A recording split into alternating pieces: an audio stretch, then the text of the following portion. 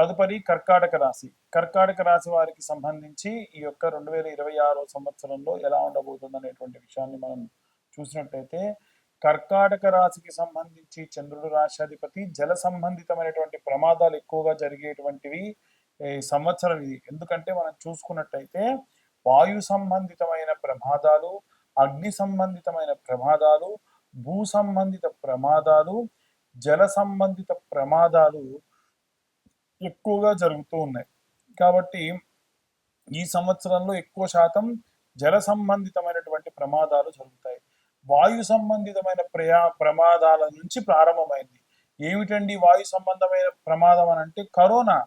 అక్కడి నుంచి స్టార్ట్ అసలు. ఇవన్నీ కూడా ఏంటంటే పంచుకుంటున్నాయి. ప్రతి సంవత్సరమో 2 సంవత్సరాలు ఆ యొక్క ప్రవర్తనను పంచుకుంటూ ఉన్నాయి.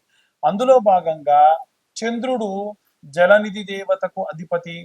చంద్రుడికి అధిదేవత జలనిధి దేవత. కాబట్టి ఖచ్చితంగా వీరు కూడా జల సంబంధమైనటువంటి వాటి దగ్గరికి వెళ్ళినప్పుడు చాలా జాగ్రత్తగా ఉండండి. వీరి మనస్సుని బాధ పెట్టే వాళ్ళు ఈ సంవత్సరంలో ఎక్కువగా ఉంటారు. ఎన్నడూ లేనంత ఖేదాన్ని అంటే బాధను ఈ సంవత్సరం వీళ్ళు అనుభవిస్తారు. మెడిటేషన్ లాంటివి చేయడము, ఏదైనా మంత్ర పఠనం చేయడము, శివారాధన చేయడం వలన విశేషంగా స్వస్థత చేకూరుతుంది. మీకు ఒక మంచి మెంటర్ అంటే మంచి సలహా ఇచ్చేటువంటి వ్యక్తి, ఒక గురుతుల్య స్థానంలో ఉన్న వ్యక్తిలాగా మీరు శివుణ్ణి ఆరాధించడం అలవాటు చేసుకుంటే ఎన్నో రకాలైనటువంటి బాధలు తొలగిపోతాయి. ఓవరాల్ గా చూసుకుంటే ఈ యొక్క కర్కాటక రాశి వారి విషయంలో ముఖ్యంగా గురువు కూడా చూస్తే సంవత్సరం ఆఖరి వరకు మారట్లా.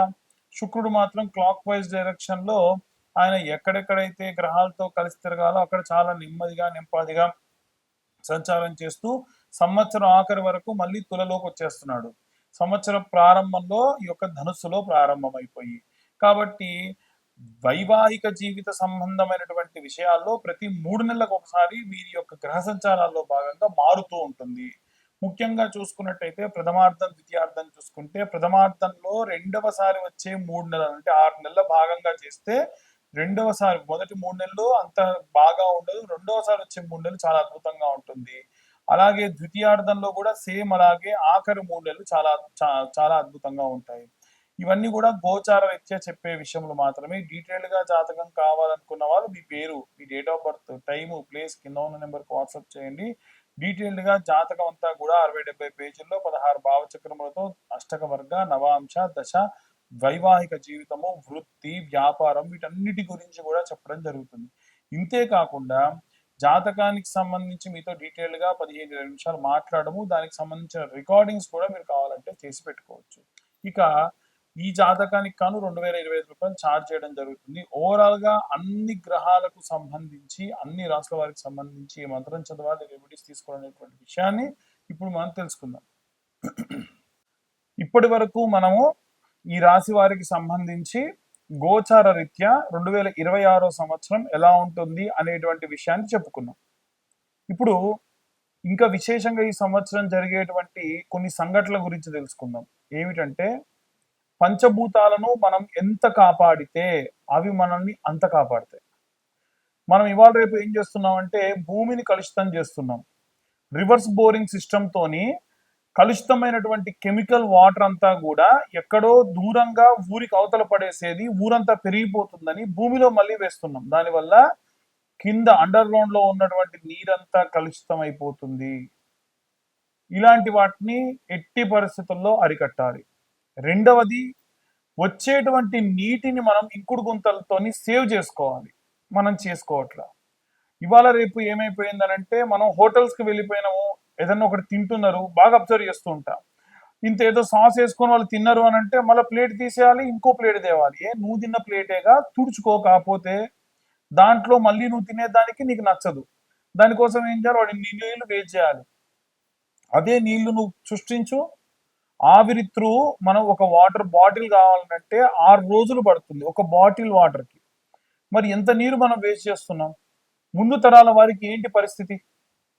కాబట్టి ఆలోచించాలి. అగ్నితో కూడా చాలా మంది విపరీతమైనటువంటి చేష్టలు. బండి మీద పోతూ స్టాండ్ కిందికి వేస్తే నిప్పు రవ్వలు వస్తాయంట. దానికోసం వాళ్ళు విపరీతమైనటువంటి డ్రైవింగ్.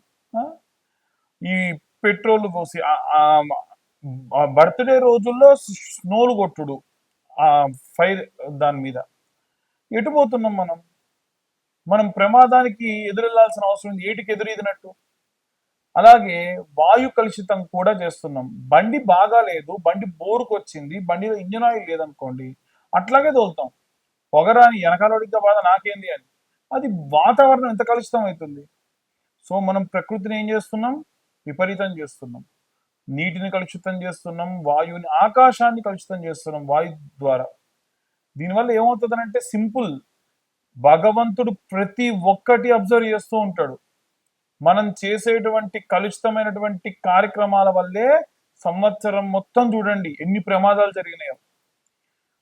గాల్లో వెళ్ళేటువంటి ఏరోప్లేన్స్ ప్రమాదం జరిగింది పోయిన సంవత్సరం. జల సంబంధితమైన ప్రమాదాలు జరిగినాయి, విపరీతమైన వర్షాలు వచ్చి.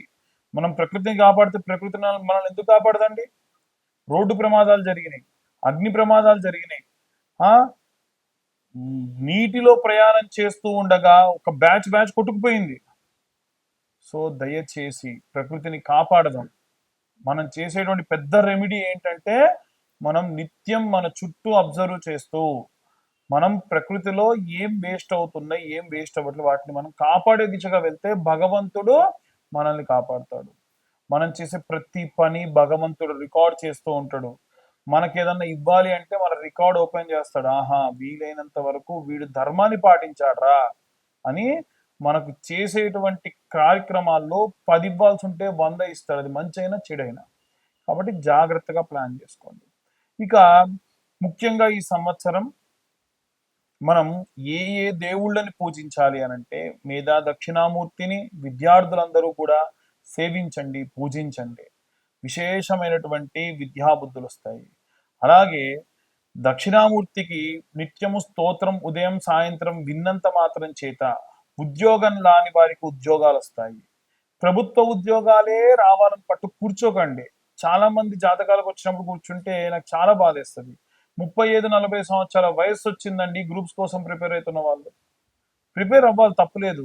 కానీ నీ కుటుంబానికి నువ్వు వివాహం చేసుకోవాలి అని అంటే అర్హత కోల్పోతున్నారు కదా పాపం.